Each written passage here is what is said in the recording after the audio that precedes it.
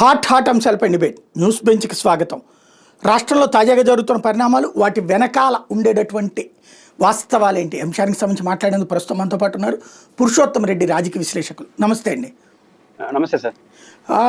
అమరావతి రాజధాని ప్రాంతంలో భూ సమీకరణ పెద్ద ఎత్తున జరుగుతోంది. 45,000 ఎకరాలనేమో ప్రభుత్వం చెప్పింది, 26,000 ఎకరాలని ఒక పేపర్ రాసింది, 32,000 ఎకరాలని ఇంకొకళ్ళు రాశారు. అదంతా పక్కన పెడితే పబ్లిక్ ఇదివరకు స్వచ్ఛందంగా ఇచ్చారు, ఇప్పుడైతే ప్రజలు తిరగబడేస్తున్నటువంటి కాన్సెప్ట్ ఉంది. దాని వెనకాల వైసీపీ ఉంది, కొన్ని చోట్ల జరుగుతున్నది. వైసీపీ డామినేటెడ్ ఊళ్ళల్లో మాత్రమే ఈ భూసేకరణకు సంబంధించిన సమస్యలు తలెత్తుతున్నాయి అన్నటువంటిది మంత్రి నారాయణ మాటను ఎలా అర్థం చేసుకోవాలి? సైగర్, బేసిక్గా రాజధాని భూసేకరణ ఏదో ల్యాండ్ పూలింగ్ పేరుతో తెలుగుదేశం ప్రభుత్వం ఒక ఆలోచన చేసిందో, గతంలో 33,000 ఎకరాలు తీసుకున్నప్పుడు కూడా ఇట్లాంటి చర్చ నడిచింది. ఇప్పుడు కూడా నడుస్తుంది. 33,000 ఎకరాలు తీసుకున్నప్పుడు కూడా వైసీపీ ఆధిపత్యం ఉన్న కొన్ని గ్రామాల్లో ఇబ్బంది పెట్టారని, లేకపోతే మళ్ళీ రేపు వీళ్ళు కూడా ఇబ్బంది పెడతారు ఎందుకంటే వైసీపీకి రాజధాని కష్టం లేదు, ఇట్లాంటి ఒక చర్చ నడిచింది. కాబట్టి నేచురల్గా ప్రభుత్వం తన వైఫల్యాన్ని నుంచి కప్పించుకోవడం కోసం చేయొచ్చు. మీకు గతంలో కూడా వైసీపీ వాళ్ళు ఇట్లాంటి చేశారని చెప్పి చర్చ వచ్చినప్పుడు కూడా విజయవంతంగా మీరు అనుకున్నట్టు మీరు చేశారు. అప్పుడు సక్సెస్ కావడానికి, ఇప్పుడు అంత సక్సెస్ కాకపోవడానికి రీజనబుల్ కారణాలు మనకు కనిపిస్తున్నాయి. ఆ రోజు పరిస్థితి ఏంటి? చంద్రబాబు నాయుడు గారు హైదరాబాద్ నమూనా ముందు తీసుకొచ్చారు. హైదరాబాద్ నమూనా అంటే వాళ్ళు కనపడేది hitech city, finance district, Shamshabad airport, ring road, ఇవన్నీ కనిపిస్తాయి. కాబట్టి అప్పుడు మనం హైటెక్ సిటీ లాంటిది కట్టినప్పుడు ఆ ఏరియాలో 1 ఎకరా భూమి ఎంత ఉంది, హైటెక్ సిటీ కట్టిన తర్వాత ఎంత అయింది, ఎన్ని పదుల రేట్లు పెరిగిపోయినాయి. అదేవిధంగా ఇక్కడ రాజధాని విషయంలో కూడా మనం వ్యవసాయం చేస్తున్నప్పుడు ఎకరా భూమి ఎంత ఉంది, దాన్ని 25 సెంట్లు భూమి మళ్ళీ తిరిగి ప్రభుత్వం ఇస్తే ల్యాండ్ పూలింగ్ ద్వారా తీసుకొని ఆ 27 సెంట్లు లెక్కేసుకుంటే ఎన్ని కోట్ల రూపాయలు మనకు వస్తుంది. లెక్కలేసుకొని మనకు మంచి ఆదాయం దొరుకుతుంది, మంచిగా ఇమేజ్ అవుతుంది. దాంతోపాటు రాజధానికి భూములు ఇచ్చినటువంటి రైతులు కూడా చరిత్రలో మిగులుతాము. ఇట్లాంటి 2 అంచనాలతో ఆ రోజు రైతులు ఇచ్చారు. కాబట్టి ఆ ల్యాండ్ పూలింగ్ ఒక రహస్యం అది. అంటే తిరిగి వాటా ఎట్టయితే మనకు అపార్ట్మెంట్లో 1 ఎకరా ఇస్తే దాంట్లో 40% మొత్తం అపార్ట్మెంట్ నిర్మాణంలో ఆ భూమి ఇచ్చిన రైతుకు ఒకసారి 40%, ఇంకొక 30% ఆ రేటు యొక్క పరిస్థితిని బట్టి ఇస్తారు. అదే కదా రిటర్నబుల్. అక్కడ రిటర్నబుల్ ఫ్లాట్లు, రిటర్నబుల్ సైట్లు, అంటే అపార్ట్మెంట్లో హౌసెస్ ఇస్తారు, అక్కడ సైట్లు ఇస్తారు. ఇదే తేడా. కాబట్టి ఇట్లాంటి వాతావరణం ఉంది కాబట్టి మనకు డెవలప్మెంట్లో మన భాగస్వామ్యం ఉంటుంది కాబట్టి ఆ రోజు ఇచ్చారు. ఇప్పుడు రెండోసారి ఇవ్వడంలో ఆటంకాలు ఎందుకు వస్తున్నాయి? మౌలికమైన ప్రశ్న. అక్కడ రైతులకే మౌలికమైన ప్రశ్న వచ్చింది. ఈ 33,000 ఎకరాలు ఇంకో ప్రభుత్వ భూమి కలుపుకుంటే 52,000 ఎకరాలు ఒక చోటు ఉంది. ఆ 52,000 ఎకరాలు ఇన్ఫ్రాస్ట్రక్చర్ క్రియేట్ చేయడం, తిరిగి 1,00,000 ప్లాట్లు రైతులకు ఇవ్వడం, తర్వాత ప్రభుత్వం భూమి పెట్టుకోవడం, తర్వాత ఒక 1,00,000 ప్లాట్లు కానీ అమ్మితే కానీ 1,00,000 కోట్లు వస్తుందని ఒక అంచనాతో ఉండడం, ఇవన్నీ చేయడానికి కనీసం ప్రాథమిక అవసరాలకి 40,000-50,000 కోట్లు అవుతుంది ఆనాటి తెలుగుదేశం ప్రభుత్వం చెప్పింది. అట్లాంటి దశలో దానికి ఒక 50,000 కోట్లు ఖర్చు పెట్టి ఇప్పుడు 40,000 ఎకరాలు తీసుకుని దానికి ఇన్ఫ్రాస్ట్రక్చర్కి వీటికి 40,000-50,000 కోట్లు పెడితే 1,00,000 కోట్లు యాడిని తీసుకొస్తారు? అదేమైనా అయ్యేదో? ఒక అనుమానం అమరావతి పైన చాలా మందికి ఉన్న అనుమానం ఈరోజు కొత్తగా భూములు తీసుకొస్తారని సరికి అందరికీ అనుమానంగా మారింది. కొందరు అనుమానం అమరావతి కాస్త అందరి అనుమానంగా మారింది. కాబట్టి ఇది ప్రభుత్వం యొక్క ఆలోచనలో వచ్చిన మార్పు, ప్రభుత్వం యొక్క ఎత్తుగడలు, ప్రభుత్వం యొక్క విస్తరణ పేరుతో చేస్తున్న ప్రయత్నం. ఎక్కడైనా సాయి గారు, నగరం రాజధాని లేదా ఒక నగరం నిర్మాణం అనేది తనంతట దాని జరగాలి, ప్రభుత్వం ఇతోధికంగా తోడ్పడాలి. ఇప్పుడు హైదరాబాద్ ఉంది, సికింద్రాబాద్ వేరు, హైదరాబాద్ వేరు. కానీ ప్రభుత్వం కొన్ని నిర్ణయాలు తీసుకోవడం వల్ల హైదరాబాద్ సికింద్రాబాద్ కలిసిపోయింది. ఆ తర్వాత కూకట్పల్లి, ఆ తర్వాత ఫైనాన్స్ డిస్ట్రిక్ట్, ఇవన్నీ ప్రభుత్వం భూములు తీసుకొని నిర్మాణం చేయలేదు. ప్రభుత్వం కొన్ని చోట్ల ఏదైతే స్థలం ఉందో ఆ స్థలంలో కార్యాలయాలు, కొన్ని ఇన్స్టిట్యూషన్స్ రప్పించే ఏర్పాటు చేసింది. ఉదాహరణ BHCL కూకట్పల్లి, BHCL నిర్మాణం ప్రభుత్వం చేసింది. దాని పక్కన ఉన్నటువంటి భూములన్నీ ప్రజలకు వాళ్ళ ఆదాయ వర్గాలు మార్చుకున్నారు. ఎప్పుడైతే ఆదాయం వచ్చిందో రియల్ ఎస్టేట్ డెవలప్మెంట్ చేశారు, ప్రభుత్వం రోడ్లు వేసింది. ప్రభుత్వం ఖర్చు జరిగి తక్కువైంది, ప్రజలు వాళ్ళంతటా వాళ్ళు నిర్మాణం చేసుకున్నారు. ప్రజలకే ఎక్కడైతే భూములు ఉన్నారో వాళ్ళకే ఆదాయం వచ్చింది. ఇక్కడ రాజధాని కూడా ప్రభుత్వ భూముల్లో అసెంబ్లీ, సెక్రటేరియట్ ఇవి కట్టేసి కొన్ని కార్యాలయాలు కట్టగలిగితే తనంతటా అభివృద్ధి చెందుతుంది కదా. ఆ మధ్యలో రోడ్లు వేస్తే సరిపోతుంది కదా ప్రభుత్వం. ఈ ప్రయత్నం చేయకుండా మొత్తం మేమే భూములు తీసుకొని మేమే నిర్మాణం చేస్తామని ఎప్పుడైతే చెప్పిందో ఆ 33,000 ఎకరాలకు గ్లామర్గా ఉండింది. కానీ ఇప్పుడు 40,000 ఎకరాల సరికి ఇది సాధ్యమా అని అనుమానం రావడం కారణంగా సహసిద్ధమైన వ్యతిరేకత వచ్చింది. మీకు గుర్తుంటే వడ్డే శోభనాథేశ్వరరావు గారు ఎందుకు ఆ బోల్డ్ స్టేట్మెంట్ ఇస్తున్నాడు? నిజానికి జగన్మోహన్ రెడ్డి గారు అప్పుడు 40-30,000 ఎకరాలు తీసుకున్నప్పుడు ఆ స్టేట్మెంట్ ఇవ్వలేదు. ఒక దశలో అన్నాడు, మేము అధికారంకి వస్తే భూములు తిరిగి రైతులకి ఇచ్చేస్తున్నాం ఒకేసారి అన్నాడు. కానీ ఈరోజు వడ్డే శోభనాథేశ్వరరావు గారు ఈరోజు కానీ వైసీపీ కాదు తెలుగుదేశంగానే ఉంటారంటాడు. పెద్ద మనిషి, ఈ ఇద్దరిని దండం పెట్టి చెప్తున్నాడు రైతులకి. కానీ ఈ ప్రభావం పడలేదా? జగన్మోహన్ రెడ్డి గారు ఇంతవరకు ఏమీ చెప్పలేదు. ఆయన ప్రభావం పడింది అంటున్నారు కానీ ఒడ్డే శోభనాథేశ్వర గారు లాంటి వీళ్ళ ప్రభావం ఏం పడలేదా? ఇంకా పైపించి ఆ ఏరియాకి సంబంధించిన పెద్ద మనిషి కదా, వాళ్ళంతా ప్రభావం పడి ఉండదా? అన్నిటికన్నా మించి ప్రభుత్వం యొక్క అడుగులే ప్రమాదంగా కనిపిస్తున్నాయి, వాళ్ళకి తెలియట్లేదా? కాబట్టి రైతులకు ఈ ప్రభుత్వ వ్యవస్థల వ్యవహారం వల్ల జరిగే పరిణామాల పట్ల ఒక తెలియని భయమే ఈరోజు ఈ సమస్యలకి నిరాకరణకు కారణం అవుతుంది తప్ప ఎవరో రెచ్చగొడితే రెచ్చిపోయేంత అమాయకులు అయితే కాదు. అంటే ఇక్కడ ప్రభుత్వం ఏం చెప్తుందంటే ఇప్పటికీ ఒక దారికి తెచ్చేసాం, రెండో పక్కన ఈ కొత్తగా ఏదైతే స్టేడియం, క్రికెట్ స్టేడియం ఒకటి, తర్వాత స్పోర్ట్స్ సిటీ ఒకటి, ఎయిర్పోర్ట్ ఒకటి కడితే ఆటోమేటిక్గా ఇంకా చాలా పరిశ్రమలు ముందుకు వస్తాయి. వాళ్ళందరూ వచ్చినప్పుడు అప్పుడు అడిగినప్పుడు భూమి లేదు అంటే కష్టం కాబట్టి ముందుగా భూమి బ్యాంకుని సృష్టిస్తున్నామని చెప్తోంది ప్రభుత్వం. ఎమ్మెల్యే కూడా అదే చెప్పుకొస్తున్నారు. ఎగ్జాక్ట్లీ వారితో మనం ఏకీభవించాలి. ల్యాండ్ బ్యాంక్ అనేది ఇక్కడ మౌలికమైన సమస్య. వారు అన్నట్టు ఈరోజు రాజధాని అమరావతి ప్రాంతంలో నేను ఇంతకుముందు చెప్పినట్టు ఒక అసెంబ్లీ, ఒక సెక్రటేరియట్ కట్టేస్తారు, తర్వాత రోడ్లు వేసేస్తారు, మళ్ళీ ఒక స్టేడియం కట్టాలి, లేదా ఒక కంపెనీకో ఎవరికో పెట్టుబడులకి డబ్బులు అంటే ల్యాండ్ ఇవ్వాలి, లేదా ఇంకో డెవలప్మెంట్ తీసుకోవాలి. మీరు అన్నట్టు ఎయిర్పోర్ట్, ఇంటర్నేషనల్ ఎయిర్పోర్ట్ శంషాబాద్ లాగా కట్టాలి. ఇవన్నీ కట్టాలంటే ల్యాండ్ ఎక్కడుంది? అప్పుడు ఎత్తుక్కోవాలంటే రేట్లు బాగా పెరిగినప్పుడు ప్రజలు సహకరిస్తారా? ఇది చాలా జెన్యూన్ క్వశ్చన్, జెన్యూన్ సమస్య పరిష్కారం కావాలి. దానికి పరిష్కారం ఎవరు పెట్టమన్నారా అంటాను నేను. సమస్య ఏంటంటే ల్యాండ్ లేని చోట అన్ని రైతుల దగ్గరే కొనుక్కొని, లేదా రైతుల దగ్గర ల్యాండ్ పూలింగ్ చేసుకొని పెట్టమంటే నన్ను అడిగితే నేను ఎవరు ఎంచుకోమన్నారు ఆ ప్రాంతాన్ని అంటాను. ఇప్పుడు విస్తృతంగా 10,000 ఎకరాల స్థలాల్ని మనం తిరిగి పెట్టుబడులకి ఇవ్వాలనుకున్నా, లేదా మీరు అన్నట్టు ఇంటర్నేషనల్ ఎయిర్పోర్ట్ లాంటిది కట్టుకోవాలనే భావనకి భూములు లేదు అంటే లేని చోట ఎందుకు ఎంచుకున్నారంటాను నేను. దానికి మీరు ఇచ్చే సమాధానం ఏంటి? ల్యాండ్ పూలింగ్ అంటారు. అప్పుడు ఏం చేయాలి? మీకు సెంట్రల్లోనే పెట్టాలి ల్యాండ్. ఎక్కడైతే హైదరాబాద్ అనుభవం ఏంటి సాయి గారు? హైదరాబాద్లో శంషాబాద్ ఎయిర్పోర్ట్ అవన్నీ వచ్చినప్పుడు కొంత ప్రైవేటు అని తీసుకోండొచ్చు, కానీ బేసిక్గా హైదరాబాద్కి పెద్ద ఎత్తున ప్రభుత్వ భూములు ఉన్నాయి. అదొక వాస్తవం. ప్రభుత్వ భూములు ఉన్నాయి కాబట్టి, లక్షల ఎకరాలు ఉంది కాబట్టి కొంత ఒక 10%, 20% ప్రజల నుంచి తీసుకుంటే మెజారిటీ పర్సెంట్ ప్రకృతి వనరులు మీ దగ్గర ఉన్నాయి. కానీ ఇక్కడ అమరావతికి వచ్చేసరికి 90% ప్రజల నుంచి తీసుకోవాల్సింది, 10% కూడా ప్రభుత్వ భూములు లేవు. ఇది కదా పంచాయతీ. కాబట్టి అట్లాంటి ప్లేస్ని ఎవడు ఎంచుకోమన్నాడు? ఎంచుకున్నారు, దానికి మీరే పరిష్కారం చూపాలి. ఒకవేళ ఎంచుకున్నారు, అయిపోయింది, ఇంకా రగడేందుకు అనుకున్నారా? ఇంకో మార్గాన్ని ఏమి ఎంచుకోవాలి? ఈరోజు ఆస్ట్రేలియా రాజధాని ఉంది, దేశ రాజధాని. ఆస్ట్రేలియా భారతదేశంతో కన్నా బ్రహ్మాండంగా అభివృద్ధి చెందిన దేశం కదా. దానికి కనబెరా ఉంది, కనబెరాలో ఎయిర్పోర్ట్ లేదు, నేషనల్ రాజధాని ఎందుకు పెట్టలేదు? ఈరోజు కొన్ని డెవలప్మెంట్ అయిన G7 దేశాల్లో కొన్ని రాజధానులకు ఎయిర్పోర్ట్లు లేవు. పెద్ద డెవలప్మెంట్ అయిన ఏరియా కాదు, చిన్న ప్రాంతం ఉంది. రాజధాని ఎంపిక చేశారు, వెల్ అండ్ గుడ్. ఒక మంచి అడ్మినిస్ట్రేషన్ క్యాపిటల్గా అసెంబ్లీ, సెక్రటేరియట్ ఇవి పెట్టుకోండి. ఇంటర్నేషనల్ ఆడనే ఎందుకు కట్టాలి? విశాఖపట్నం కట్టకూడదా? తిరుపతిలో కట్టాలి? ఎన్ని ఇంటర్నేషనల్ కడతారు? మన ఉమ్మడి రాష్ట్రాల మొత్తానికి ఇంటర్నేషనల్ హైదరాబాద్, గచ్చిబౌలి ఒకటి ఉంది, చెన్నైలో బహుశా చెన్నై ఇంకోటి ఉంది. ఆంధ్రప్రదేశ్లో మన 13 జిల్లాలు మాతో అనుకుంటే ఒక విశాఖపట్నంలో ఇంటర్నేషనల్ స్టేడియం కట్టండి, తిరుపతిలో కట్టండి, లేకపోతే రాజమండ్రిలో ఇంకో చోట కట్టండి. ఏం ఆనే కట్టాలి? International stadiums, international airport. ఆడ గన్నవరం ఉంది కదా. మీరు అడ్మినిస్ట్రేషన్ క్యాపిటల్ దానికి పరిమితం చేయదలుచుకుంటే మనకు ఇంటర్నేషనల్ ఎయిర్పోర్ట్ ఏం అవసరం లేదు, మామూలు ఎయిర్పోర్ట్ దాని. ఇప్పుడు తిరుపతికి రోజుకి 60-70 వేల మంది భక్తుల రూపంలో వస్తారు, అన్ని ఏరియాలకి కనెక్ట్ ఉంది, ఎయిర్పోర్ట్ పరిమితిలో ఉంది. అటు చిన్న ఎయిర్పోర్ట్ ఆల్రెడీ గన్నవరం ఎయిర్పోర్ట్ ఉంది, దాన్ని డెవలప్మెంట్ చేసుకొని చాలు. ఇంటర్నేషనల్ ఎయిర్పోర్ట్ శంషాబాద్లో ఎక్కడ రావాలి జనం? కాబట్టి మీరు మల్టిపుల్ డిమాండ్స్ ఏదైతే చెప్తున్నారో అక్కడ సాధ్యం కాదు, భూమి లేదు. దానికి ఎవడు తప్పు? మీదిగా తప్పు. ఎవడు ఎంచుకోమన్నాడు? మల్టిపుల్ లెవెల్ డెవలప్మెంట్ చేయాలి, మల్టిపుల్ లెవెల్ కార్యాలయాలు కావాలనుకుంటే ఆ ప్రాంతం కరెక్ట్ కాదు, మీరు ఎంచుకోవద్దని. వద్దు అనుకుంటే ఒక అడ్మినిస్ట్రేషన్ క్యాపిటల్గా, రాష్ట్ర రాజధానిగా మధ్యలో ఉండాలని మీరు భావిస్తే ఒక అడ్మినిస్ట్రేషన్ క్యాపిటల్గా పరిమితం చేయండి. మిగతా విశాఖపట్నం ఉంది, తిరుపతి ఉంది, కర్నూలు ఉంది, గోదావరి జిల్లాలు ఉన్నాయి, నెల్లూరు, ప్రకాశం జిల్లా మనకు ఉంది కదా, రాజధాని గడ ఉంది కదా, దొండకొండ. ఇక్కడ లక్షల ఎకరాలు ఉంది, స్థలం ఉందని చెప్పినాం కదా. ఇట్లాంటి మల్టిపుల్ ఆడికి అదే అభివృద్ధి వికేంద్రీకరణ అంటే. మళ్ళీ అన్ని అన్ని ఆలోచించదలుచుకుంటే ఆ ప్రాంతం కరెక్ట్ కాదు.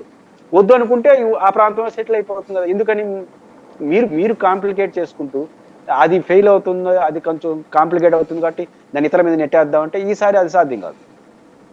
అంటే ఇక్కడ సమస్య ఏంటంటే మీరు అన్నట్టు అది ఏమి అడ్మినిస్ట్రేటివ్ క్యాపిటల్ అని ప్రభుత్వం అనుకోవట్లేదు. ముందు నుంచి చెప్పింది ఏంటి?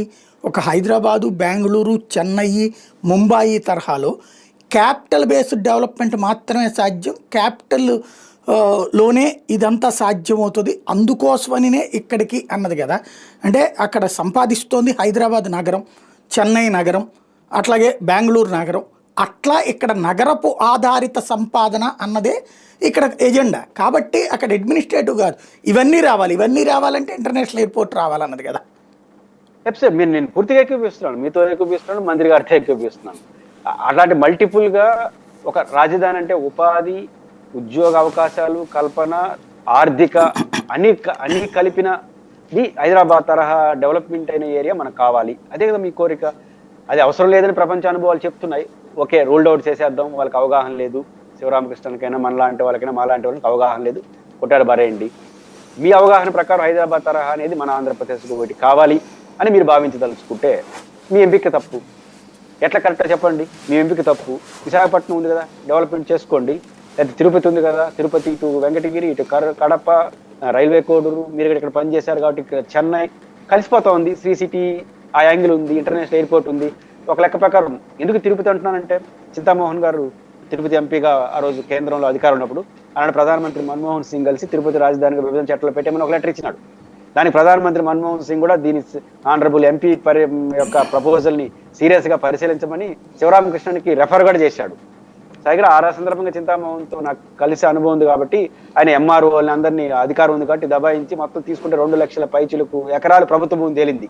తిరుపతి టు నెల్లూరు, తిరుపతి టు ఈ మధ్య ప్రాంతంలో పెట్టండి. కాబట్టి హైదరాబాద్ డెవలప్మెంట్ అయింది, కలకత్తా అంటే ఈ డెవలప్మెంట్ అయిన పెద్ద నగరాల్లో ఆల్రెడీ ప్రభుత్వ భూములు బలంగా ఉన్నాయి.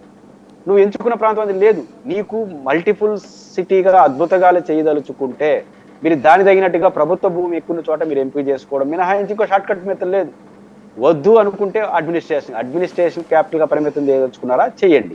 వద్దు మల్టిపుల్గా హైదరాబాద్ తర అంటే హైదరాబాద్ భూమి ఎక్కడ ఉందో చెప్పండి. లేదు కాబట్టి మేము ప్రజల దగ్గర నుంచి తీసుకున్నామంటే తీసుకోలేరు. తీసుకోదలుచుకుంటే తీసుకోండి. ఆ ప్రాంతంలో అప్పటి నుంచి చెప్తున్నారు కదా, మేము రెడీ. మేము ఇప్పుడు నారాయణ గారు ఏమన్నారు, సాయి గారు ప్రజలు ముందుకు వస్తున్నారు, మీకేం అభ్యంతరం అన్నారు. ప్రజలే స్వచ్ఛందంగా తీసుకోండి మా భూమి అంటున్నారు. మళ్ళీ ఈ పంచాయతీ ఏంటి? వైసీపీ వాళ్ళు అంటారు, వైసీపీ వాళ్ళు ఈడ్చి కొడితే ఒక 10% ఉంటారు, 90% చేసిన తర్వాత వాళ్ళు ఆడుంటారు. కాబట్టి మీరు ఆ రిస్క్ తో కూడుకున్న ఏర్పాట్లు మీరు చేయదలుచుకుని ఆ రిస్క్ ని మీరే భరించాలి. రిస్క్ డెసిషన్ మీరు తీసుకొని రిస్క్ క్వశ్చన్స్ మాకేస్తే ఎట్లా, ఎవరికి ఇతరులకి వేస్తే ఎట్లా? కాబట్టి రిస్క్ టాపిక్ మీరు తీసుకున్నారు. మీరు అనుకుంటుంది ప్రభుత్వ భూమి లేదు కాబట్టి ఈ రకంగా రైతుల నుంచి తీసుకుంటామంటే, సాయి గారు 50,000 ఎకరాలు ఉంది, 50,000 కోట్లు అన్నారు అంటే దాదాపు ఇన్ఫ్రాస్ట్రక్చర్ అంటే ఇప్పుడు ఉదాహరణ ఆల్రెడీ తీసుకున్న భూమి 32,000 ఎకరాలు ప్రభుత్వ భూమి, ఆటో భూమి అన్ని కలుపుకుంటే 18,000 ఎకరాలు, మొత్తం 52,000 ఎకరాలు జమ్ముకున్నాయి కదా. దీని ఇన్ఫ్రాస్ట్రక్చర్ అంతా క్రియేట్ చేసుకొని లక్ష ప్లాట్లు రైతులకు ఇవ్వాలి అంటే 10,000 ఎకరాల చొప్పున. అదేవిధంగా ఇంకో 1,00,000 ప్లాట్లు వేస్తే కానీ 1,00,000 కోట్లు రాదని అంటున్నారు. దాని డెవలప్ ఇవన్నీ చేయాలంటేనే 50,000 కోట్లు అవుతుంది, మీరే చెప్పారు కదా ఇన్ఫ్రాస్ట్రక్చర్ కి. మళ్ళీ 40,000 ఎకరాలు తీసుకుంటే ఆడ 40,000 50,000 కోట్లు కావాలి కదా. 1,00,000 కోట్లు యాన్ని తెస్తారు, ఎట్లా తెస్తారు? అవన్నీ 1,00,000 కోట్లు సఫిషియెంట్ ప్రాజెక్ట్ అని కదా. ఇప్పుడు అట్లా దాంట్లో వచ్చిన డబ్బుల్ని తీసుకెళ్లి అమ్మితే, ఇప్పుడు ఏంటంటే 8,000 ఎకరాలే కాబట్టి అమ్మితే డబ్బులు రావట్లేదు, ఈ లోపుగా మిగతా సంస్థలకు కేటాయించాల్సి వస్తుంది. రేపు పొద్దున ఇంకో 45,000 ఎకరాలు తీసుకుంటే ఒక 5-10,000 ఎకరాలు ఈ స్టేడియమును, ఎయిర్పోర్ట్ వీటికి పోతే మిగతా 30,000 ఎకరాలు ఇప్పటికే రాజధాని ప్రాంతంలో 1.5-2 కోట్ల రూపాయల నుంచి ఇప్పుడు 4-5 కోట్ల రూపాయల దాకా వలుగుతుంది. కాబట్టి రేపు పొద్దున అవన్నీ కలిపి అమ్మితే 30,000 ఎకరాలు 35 అమ్మితే కనుక 1,50,000 కోట్ల రూపాయలు వచ్చేసేసి, లేదా 90,000 కోట్లు వచ్చేసేస్తే ఈ అప్పులని తీర్చేయచ్చు. ఇది ఒక ఫార్ములా అని కదా వాళ్ళు చెప్తున్నటువంటిది. ఎగ్జాక్ట్లీ వాళ్ళు చెప్పి కూడా మొదట అదే మీరు చెప్పిన పాయింట్ చెప్పారు. ఏమని చెప్పారు? 52,000 ఎకరాల్లో ఇన్ఫ్రాస్ట్రక్చర్ అంటే రోడ్లు అవన్నీ పోను ఒక 10,000 ఎకరాలు దానికి పోతుంది, 10 నుంచి 15,000 ఎకరాల దాకా దానికి పోతుందని ఒక అంచనా వేశారు. ఒక 10,000 ఎకరాలు 1,00,000 ప్లాట్లు అంటే ఒక రైతుకి ఒక ఎకరాకి 27 సెంట్లు చొప్పున ఒక మల్టిపుల్ ఒక కమర్షియల్ 1,000-1,200 గజాలు మొత్తం మీద 3 సైట్లు ఇవ్వాలి. ఒక ఎకరాకి 2 సైట్లు, ఒకటేమో కమర్షియల్, ఒక డొమెస్టిక్. రెండు అన్నారు హౌసింగ్ ఏరియాలో. సరే ఏదేమో సరే దాదాపు 27 సెంట్స్ అన్నారు నాకు రిటర్న్ ఫుల్ ఫ్లాట్స్ రూపంలో. ఇది ఇచ్చారనుకోండి 1,00,000 ప్లాట్లు ఇవ్వాలని నాకు అంచనా. 1,00,000 ప్లాట్ అంటే 10,000 ఎకరాలు మినిమం. సాయి గారు 33,000 ఎకరాలు 10,000 ఎకరాలు వాళ్ళకి డెవలప్మెంట్ అయిన సైట్ ఇవ్వాలి, అంత వాల్యూబుల్ ప్లాట్లు ఇవ్వాలి. ఇంకో 10,000 ఎకరాలు మీరు అన్నట్టు అమ్మాలనుకున్నారు. చివరికి జగన్మోహన్ రెడ్డి గారు మొత్తం లాగితే ఇంకోటి ఇప్పుడు మనకు గ్రావిటీ కెనాలు, తర్వాత ఇంకా పాలవాగు, ఇవన్నీ కోసం మనం కొన్ని ప్రాజెక్టులన్నీ చెకప్ చేయాలన్నారు, నీటి నిల్వ డైవర్షన్ కోసం. దానికి ఎక్కువ భాగం పోతా ఉంది. అది అప్పుడు లెక్కల్లో చూపల వాళ్ళు అన్ని పోతే 5-6 వేల ఎకరాల పైన మనం అమ్మలేము. జగన్ గారు, చంద్రబాబు గారు చెప్పిన లెక్క ప్రకారమే 10,000 ఎకరాలు అన్నారు. 10,000 ఎకరాలు లేకుంటే 1,00,000 కోట్లు వచ్చేస్తున్నారు. కానీ ఇప్పుడు 10,000 ఎకరాలు లేదు, 5-6 వేల ఎకరాల పైన జగన్ అంటే ఇప్పుడు ఏమంటున్నారు వీళ్ళు మెల్లిగా 8,000 ఎకరాల పైన అమ్మలేమంటున్నారు. ఈ 50,000 ఎకరాల్లో అన్ని పోను ఒక 6 నుంచి 8,000 ఎకరాలు. జగన్ 6 అంటే 8,000 అంటారు. బహుశా 6కే వస్తారు మళ్ళీ వీళ్ళు కూడా. అప్పుడు 10 అన్నారు, 8కి వచ్చారు, ఇప్పుడు 6కి వస్తారు. కాబట్టి లేదు కాబట్టి ఈ ఇంటర్నేషనల్ చేయడం ఒక 5,000 ఎకరాలు ఇవన్నీ పోను, మిగతా గుండు గుర్తుగా 30,000 ఎకరాలు వస్తుంది. ఆ 30,000 ఎకరాలు అమ్మితే ఇంత వస్తుందని మీరు అంటారు. అక్కడ కూడా 10,000 ఎకరాలు అమ్మగలరు. ఎంత అమ్మగలరు? ఇవన్నీ చేయాలి అంటే అక్కడ కూడా 10,000 ఎకరాలు పెట్టుకోవాలిగా ఇన్స్టిట్యూషన్స్ రావడానికి. చూస్తే అదే మీరు 1,00,000 కోట్లు, ఓకే 1,00,000-1,50,000 కోట్లు మీరు చెప్పినట్టు అమ్మితే వస్తుంది, అంతేగా సాయి గారు? అమ్మాలంటే ఈ ప్రాథమిక ఏర్పాట్లు అయితే జరగాలి కదా. మీరు ఫ్లాట్ సాయి గారు, పురుషోత్తం రెడ్డి ఆడపోయి ఫ్లాట్ మనమే కొంటాం, పారిశ్రామికలు అయితే కొనరు. ఎందుకు కొనరు? ఏమో వాళ్ళకి ఆనందం. హైదరాబాద్లో ఉచితంగా ఇస్తామంటే అమరావతిలో వచ్చి డబ్బులు ఇచ్చుకుంటారు, ఎవడైనా కొనరు. ప్రైవేట్ వ్యక్తులు కొనరు. ఏదంటే గవర్నమెంట్ ఇన్స్టిట్యూషన్లు కొనాల్సింది తప్ప ప్రైవేట్ వ్యక్తులు కొనరు. కొనాలంటే బెంగళూరు అన్న పోతారు కాబట్టి కొనరు. విశాఖపట్నంలో మన అనుభవమే, రూపాయికి ఎక్కడ ఇయ్యలేదా తెలుగుదేశం పార్టీ? విశాఖపట్నం రూపాయి ఎకరా తీసుకునేవాడు అమరావతిలో ₹1,00,00,000 పెట్టుకుంటాడా? కొనడు కదా. కాబట్టి వాళ్ళు కొనరు. సాయి గారు, పురుషోత్తం రెడ్డి లాంటి మధ్యతరగతి జీవులు కొనాలి. మనకి ఎప్పుడు నమ్మకం వస్తుంది? ఆ ఫ్లాట్లు డివిజన్ చేసి ఆడ ఒక వాతావరణం క్రియేట్ చేసిన తర్వాతనే మీరైనా నేనైనా కొంటాం, ఆ కాన్ఫిడెన్స్ వచ్చినప్పుడు. అది చేయాలంటే ఫ్లాట్ డివిజన్ జరగాలంటే 1,00,000 కోట్లు కావాలి కదా మీకు. ఆ తర్వాత ఫ్లాట్లు డివిజన్ చేసినంత మాత్రం కొంటారా? ఏడేదో భవిష్యత్తు కనపడాలి కదా. ఒక అసెంబ్లీ, ఒక సెక్రటరియట్, ఒక స్టేడియం, అది కూడా ఒక రూపురేఖలు రావాలి. దానికి పెట్టాలంటే ఒక 40-50 వేల కోట్లు కడి. ఎక్కడి నుంచి తెస్తారు ఈ 40-50 వేల కోట్లు? ఈ 15,000 కోట్ల రూపాయలు ప్రపంచ బ్యాంక్ నుంచే ఆ సోపాలు పడుతున్నాం. అలాంటిది 52,000 కోట్లు తెస్తానంటారు. అది ఎప్పుడవుతుందో తెలియదు. కాబట్టి ఈ పరిమితుల రీత్యా మీరు అన్నట్టు 1,50,000 కోట్లు రావాలన్నా మీరు 1,00,000 కోట్లు ఫస్ట్ పెట్టుబడి పెట్టాలి. పెట్టుబడి పెడితేనే కదా మళ్ళీ రిటర్నబుల్ వస్తాయి. మధ్యతరగతి బుద్ధిజీవులు, ఆశాజీవులు కదా. పైపించి ఈ 2-3 ఏళ్లలో ప్రపంచవ్యాప్తంగా వస్తున్న అనుభవం సాయి గారు, రియల్ ఎస్టేట్ అనేది మందగమనిస్తాను, మూవింగ్ కరెక్ట్గా ఉన్నట్లు. తిరుపతిలో కూడా చూస్తున్నాను, డౌన్ కాలేదు కానీ ఎప్పుడు కూడా తిరుపతి ఓవర్గా పోవట్లేదు, ఫాస్ట్ గోయింగ్ లేదు, లిమిటెడ్గా ఉంది. అపార్ట్మెంట్ బోల్డ్ అని ఇంకా 30-40% సేల్ కావట్లేదు. ఒక స్టాగ్ని. ఇది చంద్రబాబు గారి కారణం కదా, ఇంటర్నేషనల్ వచ్చిన ప్రాబ్లం మనీ కారణంగా.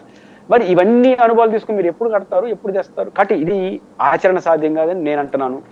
ఉండవాళ్ళు లాంటి వాళ్ళు అన్నారు, శివరామ్ గారు, ఓకే ఇది వాళ్ళ అభిప్రాయం, ఇదిలేండి, మీరు చేసి చూపించండి, ఇంకా శాపనార్థాలు వద్దు. వీళ్ళు అన్నారు, అది రికార్డ్ అయింది ప్రజల ముందు, మీరు కాదని నిరూపించి చేసుకోండి. ఇప్పుడు అపోజిషన్ ఏమో పట్టుకోవట్లేదు కదా, దీనికి అపోజిషన్ సమాధానం అయితే చెప్పలేదు. అంటే జగన్ అనేటువంటి వ్యక్తి మళ్ళీ వస్తే గనక ఇది ఆగిపోతుంది అన్న భయం ఉంది. ఆ జగన్ భూతం అన్నటువంటిది లేకపోతే ఈ టెన్షన్ ఉండదు. అందుకే మేము చెప్తున్నాం జగన్ ఇక జీవితంలో రాడు అని నారాయణ గారు చెప్తున్నారు. జగన్ అని చూసి భయపడి వీళ్ళు ఇవ్వనంటున్నారు అనుకోవాలా భూములు. ఇప్పుడు జగన్మోహన్ రెడ్డి గారు ఆ భయం ఉంది కదా. ఇప్పుడు ఆయన అయితే బాండ్ పేపర్ మీద రాసాడు, ఏ రాజకీయ నాయకుడు రాసాడు నేను రాను లేదా వస్తే ఇది చేయనని ఏ రాజకీయ నాయకుడు చెప్తారు? చెప్పినంత మాత్రం చేయాలి, రూల్ ఏమైనా ఉందా? ఇప్పుడు నవరత్నాలు బాండ్ పేపర్ మీద రాయించింది, 1,60,000 కోట్ల రూపాయలు విలువైనటువంటి హామీలు బాండ్ పేపర్ మీద రాయించినారు. ఇప్పుడు ఎన్ని చేసినారు, ఎన్ని చేయలేదు, ఏం కూడా ఎత్తారు రాజకీయ నాయకులు. కాబట్టి జగన్మోహన్ రెడ్డి గారు రాజధానికి సంబంధించి అంతే. కాబట్టి జగన్మోహన్ రెడ్డి గారు ఈ మధ్య కాలంలో ఒక మంచి ప్రబోధనలు పెట్టాడు. నా దృష్టిలో అది మంచి ప్రబోధనలు అంటున్నాను. అదేంటి, యథాలాపంగా మీలాంటి జర్నలిస్ట్తో పాల్గొన్నప్పుడు ఈ 1,00,000 కోట్లు ఈ ప్రధానమంత్రి ఈ అయ్యప్రయాసాలు ఎందుకు, రైతుల దగ్గర బలవంతంగా భూములను తీసుకోవడం యథాలాపంగా అన్నాడు. గుంటూరు విజయవాడ మధ్య పరిపాలనకు సంబంధించిన కొన్ని కార్యాలయాల నిర్మాణం చేసేస్తే దాని అంతా అది అభివృద్ధి చెందుతుంది కదా అన్నాడు. ఈ ప్రతిపాదనగా ఒప్పుకుంటే మల్టిపుల్ సమస్యకు పరిష్కారం వచ్చేస్తుంది. ఫస్ట్ హైదరాబాద్ సికింద్రాబాద్ వేరువేరుగా ఉన్నాయి, ఇప్పుడు జంట నగరాలుగా మారిపోవడం కాకుండా కలిసిపోయినాయి. అట్లే విజయవాడ 20 లక్షలు, 10 లక్షలు, 30 లక్షల జనాభా, మధ్యలో మంగళగిరి ఉంది, ఆ పక్క ఈ పక్క కొన్ని 15,000 ఎకరాలు ప్రభుత్వ భూములు, యూనివర్సిటీ భూములు ఉన్నాయి. వాటన్నింటిని తీసుకుని అసెంబ్లీ, సెక్రటరియట్, పరిపాలన అవసరమైన కార్యాలయాలు నిర్మాణం చేసేస్తే ఫస్ట్ స్టెప్ తక్కువ ఖర్చుతో రాజధాని అవసరం తీరిపోతుంది. విజయవాడ గుంటూరు కలిసిపోతుంది, 40 లక్షలతో నగరం స్టార్ట్ అవుతుంది. ఆ తర్వాత అసెంబ్లీ, సెక్రటేరియట్ ఏదైతే హైదరాబాద్లో ఉందో, ఏదైతే ఆర్టీసీ క్రాస్ రోడ్ అవన్నీ దాటి సికింద్రాబాద్ రైల్వే స్టేషన్ దాటితేనే కదా కూకట్పల్లి వస్తుంది. ఒకప్పుడు పల్లె, ఆడ BHCL పెట్టారు ప్రభుత్వ భూమిలో. ఆ తర్వాత అది మహానగరంగా మారింది. ఆ తర్వాత 1 by 1 మార్చుకున్నాం. అంటే ప్రభుత్వం చేసిన స్టెప్ ఏంటి, ఒక నగరం మన చేతిలో ఉన్నింది, Guntur, Vijayawada and Secunderabad, Hyderabad railway station అవన్నీ ఉన్నాయి. దీనికి ఆనుకొని ఒక గవర్నమెంట్ ఇన్స్టిట్యూట్ పెట్టారు, రోడ్లు వేసినారు. ప్రజలు వాళ్ళ భూముల్ని కొంతమంది రియల్ ఎస్టేట్ చేసుకున్నారు, కొంతమంది వ్యాపారం చేసుకున్నారు. మెల్లిగా డెవలప్మెంట్ అవుతూ వెళ్ళిపోయింది. ప్రభుత్వం స్టెప్ ఏంటి, రోడ్లు, కొన్ని కార్యాలయాలు, ప్రభుత్వ భూమి అడ్వాంటేజ్ వాళ్ళకి ఉంది అక్కడ. ఇక్కడ కూడా మన సికింద్రాబాద్, హైదరాబాద్ లాగా విజయవాడ, గుంటూరు కలిసిపోతే ఆడ ప్రభుత్వ కార్యాలయం నిలబెడితే ఆల్రెడీ హైవే అటుపోతుంది కదా, బ్రిడ్జి బాబు అది డెవలప్మెంట్ అవుతుంది కదా. అంటే రైతులు భూములే తీసుకోవాల్సిన అవసరం లేదు. మెల్లగా ఒక సికింద్రాబాద్ లాగా, ఒక శంషాబాద్ లాగా మెల్లగా అభివృద్ధి చెందుతూ పోతుంది. వాళ్ళ భూములు తీసుకోవాల్సిన అవసరం ప్రభుత్వానికి ఉండదు, ఖర్చు లేదు. పైపెచ్చు అక్కడ రైతులకి 100% లాభాలు వస్తాయి.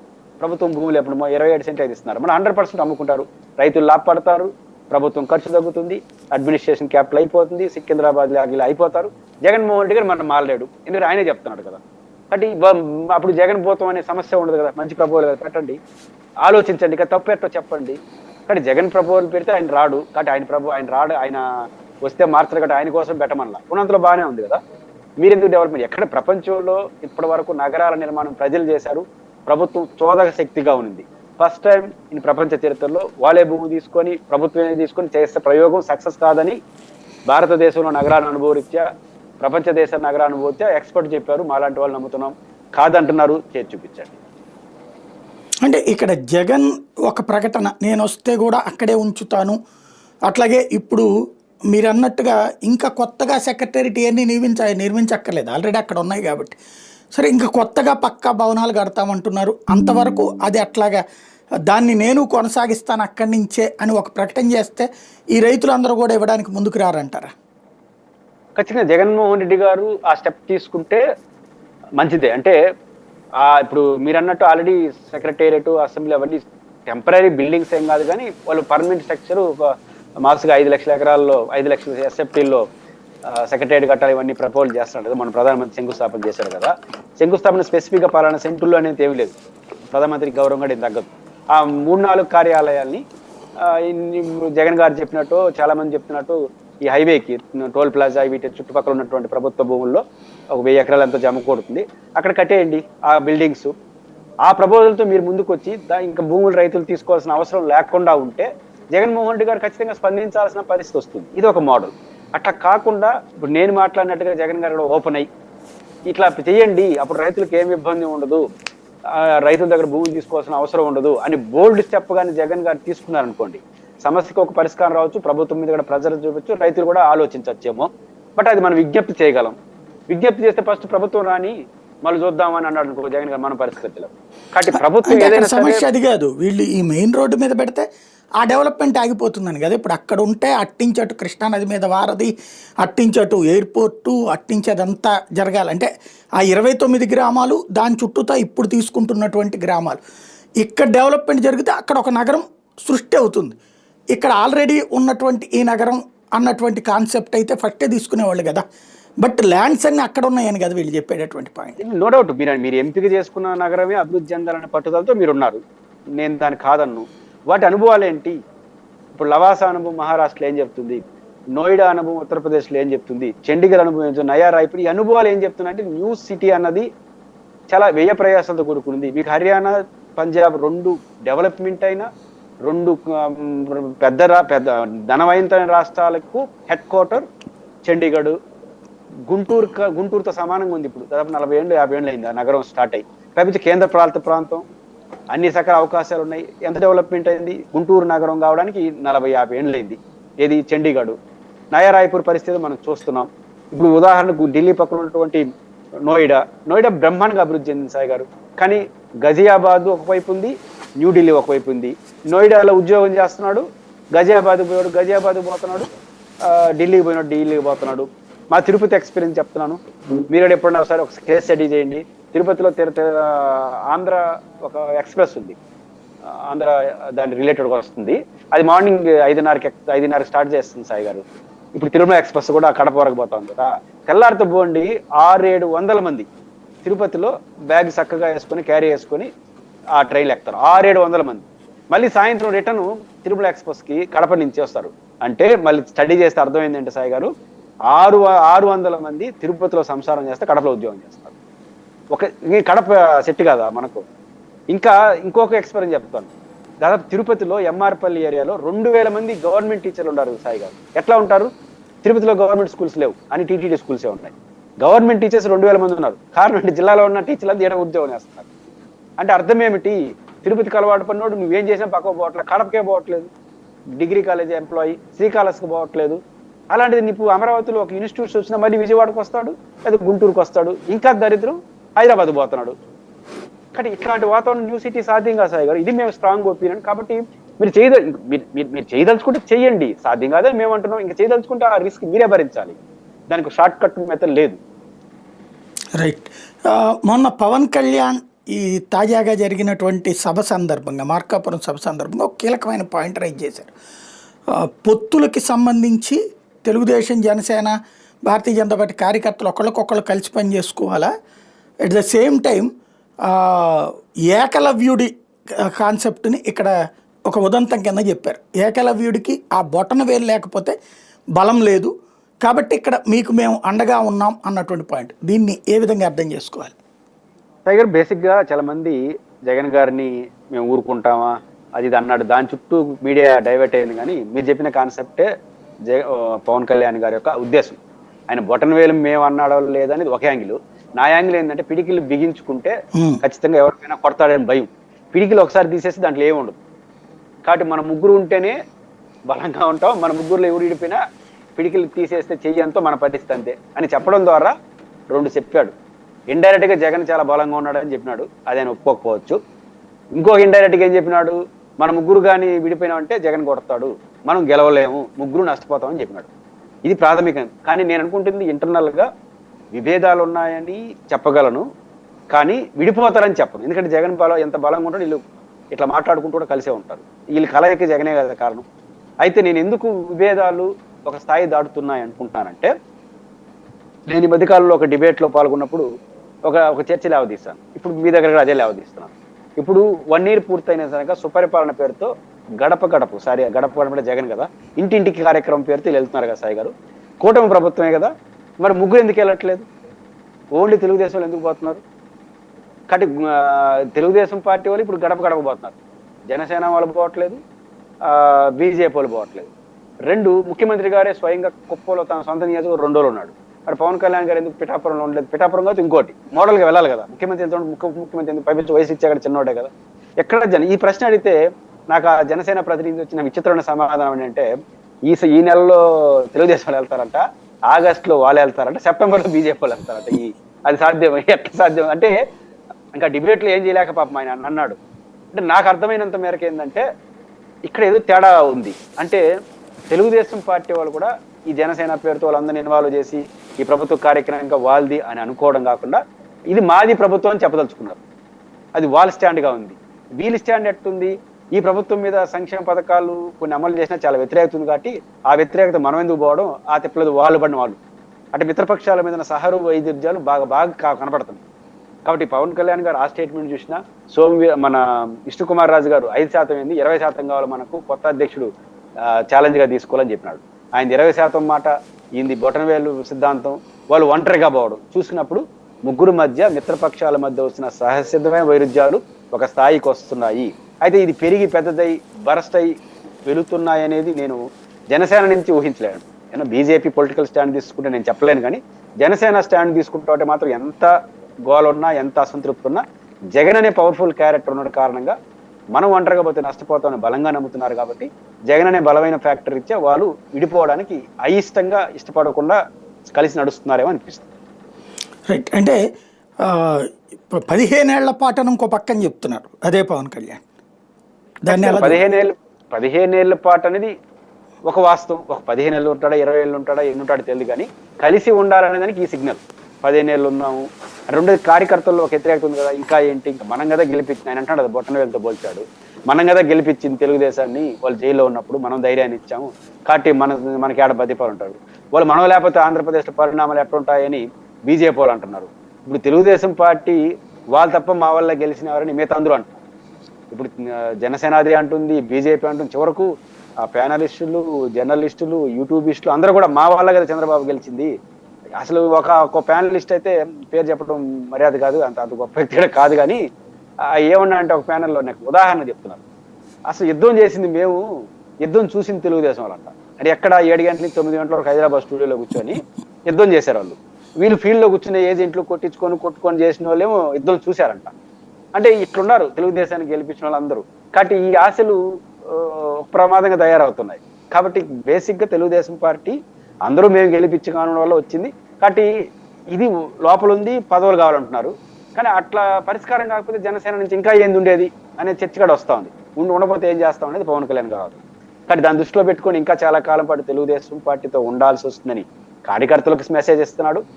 అదే సమయంలో మేము లేకపోతే బొట్టం వెళ్ళిపోతే చెయ్యి ఎట్టుంటుందో అట్టని తెలుగుదేశానికి ఇస్తున్నారు. తెలుగుదేశం పార్టీ కూడా తెలివిగా నువ్వు అట్లే మాట్లాడకుండా ఉండు, మేము ఇంటింటికి పోతామని వాళ్ళు పోతున్నారు. ఇది జరుగుతూ ఈ సంక్లిష్టతలో భాగంగానే 15 ఏళ్ళ పంచాయతీ అని నేను అనుకుంటున్నాను. రైట్. జగన్ ఏదైతే మొన్న టూరు నెల్లూరుది క్యాన్సిల్ కావటం, ఇప్పుడు తిరుపతి దగ్గర చిత్తూరు జిల్లాకి వస్తున్నటువంటిది అంటే తనకి హెలీప్యాడ్ అవకాశం ఇవ్వకపోతే టూర్లు క్యాన్సిల్ చేసుకుంటాను అన్న సంకేతం ఇచ్చినట్టే. ఈవెన్ ఇప్పుడు అక్కడ మామిడి రైతుల్లో అసలు ఏ ప్రాబ్లం ఉందని ఆల్రెడీ అంతా సాల్వ్ అయిపోయి ఈవెన్ కర్ణాటక ముఖ్యమంత్రి కూడా లెటర్ రాస్తున్నటువంటి పరిస్థితి ఆంధ్రప్రదేశ్కి. అట్లాంటప్పుడు జగన్ వచ్చేదేంటి, పెద్దిరెడ్డి ఫ్యాక్టరీ వాళ్ళ దగ్గరికి వెళ్తాడా అన్న దాంతోపాటుగా ఒక 50 మందికి హెలీప్యాడ్ దగ్గర, ఒక 500 మంది దగ్గరికి మామిడి మార్కెట్ దగ్గర పర్మిషన్ ఇస్తామంటున్నారు. దీన్ని ఎలా చూడాలి? పర్మిషన్ ఇచ్చారు, హెలికాప్టర్ పర్మిషన్ ఇచ్చారు, తర్వాత పద్ధతిగా చేశారు, లిమిట్ పెట్టారు. మీకు తెలియదే ఉంది, 500 అంటే 5,000 మంది పోతా ఉంటారు. మనకు రేపటి అది జరుగుతుంది. కానీ ఈసారి ప్రభుత్వం కూడా పట్టి కొంచెం షరతులు పెడుతూనే కొంచెం ఇది వివాదం కాకూడదు, పర్యటన అడ్డుకోకూడదు అనే కాన్సెప్ట్ కూడా ఒకటి కనిపిస్తుంది. ఇంకా రాజకీయ విమర్శలు చేసుకుంటూ ఉంటారు. అయితే మీరు అన్న దాంట్లో ఒక సున్నితమైన అంశాన్ని నేను కూడా సపోర్ట్గానే చెప్పదలుచుకున్నా. ఇప్పుడు హెలికాప్టర్ పర్మిషన్ ఇకపోతే పోనని చెప్పడం, లేకపోతే అంటే సెక్యూరిటీ యాంగిల్ వాళ్ళకు ఉండొచ్చు. ఆయన Z+ అంటున్నారు, ఆచరణలో ఈ బాంబ్ స్క్వాడ్స్ ఇవన్నీ లేదు కాబట్టి సుదూర ప్రాంతానికి ఇప్పుడు ఉదాహరణకి హెలికాప్టర్ ఆయన బంగాళం దగ్గర బంగారపల్లి దిగుతాడు, 2 కిలోమీటర్ల దూరం వస్తాడు, కలిసి వెళ్ళిపోతాడు. అదే బెంగళూరు నుంచో తిరుపతి నుంచో పోవాలంటే సుదీర్ఘం వెళ్లాల్సి వస్తుంది. అప్పుడు కొంచెం ఈ సెక్యూరిటీ యాంగిల్లో కొంచెం ఇన్కన్వీనియన్స్ అయ్యే అవకాశం ఉందనే పేరుతో జరిగే అవకాశం ఉండొచ్చు. అయితే నేనేమంటానంటే ఈ పరామర్శలు వీటికి ప్రభుత్వం ఎంతవరకు ఒప్పుకుంటే అంతవరకు ఒప్పుకోమని నేను అన్న కానీ ప్రభుత్వం ఈ యాటిట్యూడ్ పోతే దానికే పరిమితం అయితే ఇబ్బందులు వస్తుంది. వాళ్ళు లేదు కాబట్టి మేము పోవాలంటే కుదరదు. అవసరం అయితే కొంత ఎంపిక చేసుకున్న వాళ్ళు, ఇప్పుడు ఉదాహరణకు మీరు రాణి అంటున్నారు, ఇప్పుడు 1000 మంది రావచ్చు జగన్ గారిని చూడడానికి, వాళ్ళు గవర్నమెంట్ ఇష్యూ చేస్తుంది. అదే శాశ్వతంగా సమస్యగా మారిందంటే ప్రభుత్వం చెడ్డ పేరు తెచ్చుకుంటుంది. మీరు ప్రోగ్రామ్ కొనసాగించి ఏం చేయాలి, బంగారపాలెంకి ఎక్కడ కలవకుండా నేరుగా బంగారపాలెం రైతుల వరకే మాట్లాడేసి కార్యకర్తలు రావద్దని చెప్పడం మంచిది. ఎందుకంటే ఇష్యూ రైతు సమస్య కదా, జగన్మోహన్ గారు పర్సనాలిటీ కదా, దీన్ని వాళ్ళు జాగ్రత్త తీసుకోవాలి. అంటే హెలిప్యాడ్ లేదా భారీ ఎత్తున జనం ఒప్పుకుంటేనే పోతాననేది మీ హక్కు కావచ్చు, కానీ ఎంతమంది పోతా అంతమందిని అదే ప్రభుత్వం ఆటంకాలకు సృష్టిస్తే వైసీపీ కూడా కొంత రియలైజ్ అయ్యి ప్రోగ్రాంలో డిజైన్ మార్చుకొని కొంత అమికబుల్గా వ్యవహరించడం మంచిది. అది ప్రారంభమైంది అనుకుంటున్నాను సాయి గారు. నెల్లూరు తర్వాత జరిగిన పరిణామాల్లో నాకున్న సమాచారం ప్రకారం హెలిప్యాడ్కి మొన్నటి వరకు పర్మిషన్ ఇవ్వాలి, అదేవిధంగా సంఖ్యకి పర్మిషన్ ఇలా. అప్పుడు జగన్ గారు తెలుగు వైసీపీ నుంచి చెప్పిన నాయకులు అంటే మీరు పర్మిషన్ ఇస్తే హెలికాప్టర్ ఎక్కుతాం, అదే బెంగళూరు నుంచి నేరుగా వెహికల్లో జగన్ గారు వస్తారు అనే విషయం స్టేట్మెంట్ వాళ్ళ నుంచి వచ్చింది. అంటే వాళ్ళు కూడా వైఖరిని మార్చుకుంటా ఉన్నట్టు కనపడతా ఉంది. అంటే మేము ఇంతమంది వస్తేనే పోతాం అనేది కాకుండా వాళ్ళు ఆ వైఖరి మార్చి ప్రోగ్రామ్ జరుగుతున్నప్పుడు మనం కానీ మొండిగా ఉంటే మనకు కూడా ఇబ్బంది వస్తుంది. ప్రభుత్వం ఇద్దరు అమికబుల్ గానే వ్యవహరించారు. అట్ ద సేమ్ టైం ఇద్దరు రాజకీయాలు రేపు కూడా చేస్తారు. ఆడైనా చిన్న చిన్న ఘటనలు జరిగినా కొంత ఎక్కువ మంది వచ్చినా అడ్డుకోవడం, గోల్ చేయడం ఇవన్నీ కూడా జరుగుతుంది. 500కే పరిమితం, ఇంకా ఎక్కువ రావచ్చు. బట్ ఇద్దరు వైపు నుంచి అమికబుల్ అండర్స్టాండింగ్ కనిపిస్తా ఉంది. అట్ ద సేమ్ టైం ఇద్దరు చేసే రాజకీయాలు కూడా రేపు జరిగే అవకాశాలు ఉంటాయి. రైట్. ఫైనల్గా ఒకటి చెప్పండి, రాష్ట్రానికి సంబంధించి ఇప్పుడు అమరావతి రైతుల ఇష్యూ కాస్త రెండో వైపున ఇండోసోల్కి సంబంధించిన వివాదం నడుస్తుంది. అక్కడ ఉన్నటువంటి రైతులు, మామిడి తోటలు ఉన్నటువంటి రైతులు వాళ్ళందరూ ఎదురు తిరుగుతున్నారు, ఉద్యమిస్తున్నారు. పచ్చని తోటల్ని నాశనం చేస్తానికి కుట్ర పన్నారు అంటూ ఇవాళ ఈనాడు జ్యోతి హైలైట్ చేసుకొచ్చినాయి. అమరావతిలో అదే పచ్చని పొలాలకు సంబంధించి మరొక కోణం నడుస్తుంది. ఇక్కడేమో జగన్ నాశనం చేస్తున్నాడు ఇవ్వనీయకుండా అన్నటువంటి. ఈ రెండింటి ఎట్లా చూడాలి? ఖచ్చితంగా ఈరోజు కొన్ని పత్రికలు ఏదైతే మీరు పేర్లు చెప్తున్నారో వాళ్ళు పత్రికలు గౌరవప్రదంగా ఉన్నాయి, కానీ అట్ ద సేమ్ టైం రాజకీయ పార్టీల యొక్క రూపాన్ని కూడా సంతరించుకున్నాయి. రాజకీయ పార్టీ రూపంలో జగన్ రాజకీయ ప్రత్యర్థులు కూడా కొన్ని పత్రికలు మారిపోయినాయి. ఇక్కడ సాక్షి కూడా తెలుగుదేశం వ్యతిరేక పత్రికగానే మనం చూస్తాం. కాబట్టి పత్రిక రాజకీయ స్వభావాన్ని, రాజకీయ ప్రత్యర్థి స్వభావాన్ని అంతం పట్టించుకున్న తర్వాత ఇంకా వాళ్ళు అంతకు మించి మాట్లాడతారని మనం ఊహించలేము. సెక్షన్ 10 ప్రకారం 3 పంటలు పండే మల్టిపుల్ క్రాప్స్ ఉండే ఏరియా భూమిని తీసుకోకూడదు. ఏ అవసరాల రీత్యా కూడా తీసుకోకూడదు. First point. ఆహార భద్రతా చట్టంలో భాగంగా ఇది ఉంది, సెక్షన్ 10. ఒకవేళ తీసుకోవాల్సిన పరిస్థితి ఎప్పుడు వస్తే అలాంటి, ఇప్పుడు ఎందుకు తీసుకోవాలి అక్కడ? రాజధాని నిర్మాణం కోసం. దానికోసం ఆ రాష్ట్రంలో లేదా ఒక ఎంపిక చేసుకున్న ప్రాంతం ఏరియాలో ఇంకా ఆల్టర్నేటివ్ లేదు, అక్కడ మాత్రమే తీసుకోవాల్సి వచ్చినప్పుడు మాత్రమే ప్రయత్నం ప్రారంభించాలి. అలా ప్రయత్నం ప్రారంభించినా కూడా విధులైన పరిస్థితిలో తీసుకోవాల్సిన మల్టిపుల్ క్రాప్స్ అనేది 10,000 ఎకరాలు కానీ తీసుకుంటే వేస్టెడ్ ల్యాండ్ అంటే నిరుపయోగం ఉన్న ల్యాండ్ని 20,000 ఎకరాలు సాగుబడిలో తీసుకురావాలి. అంటే అమరావతిలో రాజధాని ఎంపిక చేసుకుని ఫస్ట్ ప్రయారిటీ తీసుకోకూడదు. తీసుకోదలిసినప్పుడు అక్కడ తప్ప రాజధానిని ఇంకెక్కడ పెట్టడానికి అవకాశమే లేదు, లేదా ఆంధ్రప్రదేశ్ ఉండాలి. 2 ఒక లేదనుకుందాం విజయవాడ ప్రాంతంలో. ఒకవేళ 30,000 ఎకరాలు తీసుకున్నప్పుడు 60,000 ఎకరాలని మనం ఇంకో చోట, అది కూడా మామూలు భూములు కాదు, వేస్ట్ భూములు తీసుకొని సాగులో తీసుకురావాలి. ఇప్పుడు 40,000 అంటే 90,000 అంటే 18,000 1,80,000 ఎకరాలు అదనంగా సాగులో తీసుకురావాలి. ఇంత స్పష్టంగా చట్టం చెప్తున్నా 3 పంటలు తీసుకున్నారు. ఇవేం ఆ పత్రిక కనపడదు. అసలు భారతదేశంలో మా భూములు తీసుకోవద్దని ఉద్యమాలు నడిచిన చరిత్ర చూసాం, కానీ మా భూములు తీసుకోమని అక్కడే రాజధాని పెట్టాలని ఉద్యమాలు మనం మరుస్తున్నాం. అయితే రైతులను ఇక్కడ మనం తప్పు పట్టలేం సాయి గారు. రైతైనా ఎవరైనా ఫస్ట్ ఆఫ్ ఆల్ మనం ఎన్ని భావోద్వేగ ఉపన్యాసాలు చెప్పొచ్చు, ఏమని రైతు అన్న తర్వాత పండించాలి, ఇవన్నీ నిజాలు కావచ్చు. నేను కూడా రైతు కుటుంబమే. తిరుపతి రూరల్ మీకు తెలుసు, డెవలప్మెంట్ అవుతా ఉంది. ఎప్పుడు వ్యవసాయం చేయట్లేదు, రియల్ ఎస్టేట్ చేస్తున్నారు. కానీ రైతు కూడా ఎక్కువ ఇన్కమ్ ఎక్కడ వస్తుంది, పంటలో వస్తుందంటే పంట చేసుకుంటాడు, రియల్ ఎస్టేట్ వైపు వెళ్ళిపోతాడు. దాన్ని ఎవరు ఏం చేయలేరు, ఇంకో దాంట్లోకి వెళ్తారు. కానీ రైతులను ఎవరు తప్పడాల్సిన అవసరం లేదు. కానీ ఇక్కడ ఒక రియల్ ఎస్టేట్ యాంగిల్ వచ్చింది కాబట్టి, ప్రభుత్వం వచ్చింది కాబట్టి వాళ్ళు పొలోమని వచ్చేసినారు, మేము ఇస్తామని. వస్తే మీరు చెప్పినటువంటి ఆ సమస్య అంత కాదు కాబట్టి అక్కడ వచ్చింది. కానీ ఒక జెన్యూన్ క్వశ్చన్ ఏం చేయాలి ఈ పత్రిక? అక్కడ అట్లాంటి నగరం అట్లాంటిది లేదు కాబట్టి వాళ్ళు వ్యతిరేకించవచ్చు, దాన్ని సమర్థించవచ్చు. ఇక్కడికి వచ్చేసరికి ఇక్కడ రియల్ ఎస్టేట్ యాంగిల్ వచ్చింది కాబట్టి వాళ్ళు ఇవ్వడానికి మనం తప్పు పట్టం. కానీ ఒక క్వశ్చన్ అయితే లేవనెత్తాలి కదా, ఇక్కడ తప్ప ఇంకో చోట లేదా, ఇట్లాంటి అవకాశం ఎందుకు పరిశీలించవద్దు? క్వశ్చన్ సదరు పత్రిక రైజ్ చేయాలి. ఒకవేళ వద్దు అనుకున్నారు, అక్కడే పెట్టదలుచుకున్నారా లేదా? కనీసం ఈ 30,000 ఎకరాలు, ఈ 70,000 ఎకరాలు స్థానంలో 1,40,000 ఎకరాలు ఎక్కడ చేసుకొస్తారు అనే క్వశ్చన్ అన్నా మీడియా చేస్తే వాళ్ళకి నైతికత ఉంటుంది. అలా కాకుండా ఇక్కడ వాటంగా ఉందని ఒక మాట మాట్లాడితే అది రాజకీయ ప్రత్యర్థిగా చేసినట్టు అవుతుంది తప్ప మీడియా చేసినట్టుగా నేను అనుకోను. థ్యాంక్ యూ వెరీ మచ్ అండి. ఇది పరిస్థితి. అమరావతిలో రైతులకి సంబంధించిన భూములు ఇవ్వడానికి వాళ్ళు సిద్ధంగానే ఉన్నారు అని ఒకవైపు, ఇప్పుడు వాళ్ళల్లోనే కొందరు వ్యతిరేకిస్తున్నారన్నది మరొక వైపు.